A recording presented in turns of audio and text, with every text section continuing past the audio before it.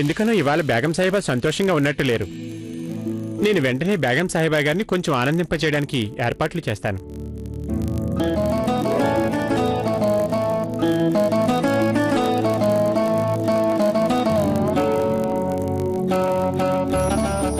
ఇదేంటి హోషియార్? ఒక్క దీన్ని బేగం సాహిబా ఇలా ఆరుబయట పీల్చారంటే బుర్రా మనసు చురుగ్గా పనిచేస్తాయి.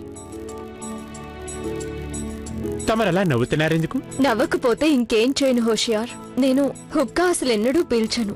ఇది ఆరోగ్యానికి హాని కలిగిస్తుంది కదా. మరి రోకయ్య బేగం గారు పొద్దున్నే దీన్ని ఆరంభించి రాత్రికి ముగించేసేవారు. వారి కోసం హుక్కా సిద్ధం చేయడం నేను చేసేటటువంటి పనుల్లో ఒకటి.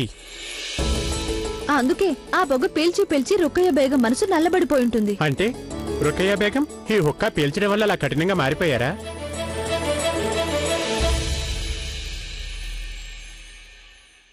సలాం జోదా బేగం. రండి, ప్రణామాలు. దయచేయండి. ఇదే మీ అందరికీ నా స్వాగతం. మేం మీకు శుక్రియా చెప్పుకోవాలని వచ్చాం. మీరు ఈ పరీక్షకి నిలవాలని నిర్ణయించుకున్నందుకు శుక్రియా. మీరు ఈ అంతఃపురాన్ని అందరికీ న్యాయం జరిగే చోటుగా మార్చగలరన్న నమ్మకం మా అందరికీ పూర్తిగా ఉంది. యాకుదా, ఇంతవరకు ఇలా ఎన్నడూ జరగలేదు. ఏం జరగలేదు హోషియార్? అంతఃపురంలో బేగములు విశిష్ట బేగం చేతుల్లో కీరిబొమ్మలా ఉండేవారు. ఆవిడేమో అంతఃపురాన్ని నీ ఎంతలా నడిపించేవారు. అయినా ఒక్క బేగం కూడా నోరు మెదిపేది కాదు. తీరా ఇప్పుడు చూస్తే బేగంలంతా ఇప్పుడు ధైర్యంగా ఇలా వచ్చేశారు. పైగా వీళ్ళంతా కలిసి బహిరంగంగా జోదా బేగంను బలపరుస్తున్నారు. మీరంతా నా పట్ల చూపిస్తున్న నమ్మకానికి మీ అందరికీ ధన్యవాదాలు.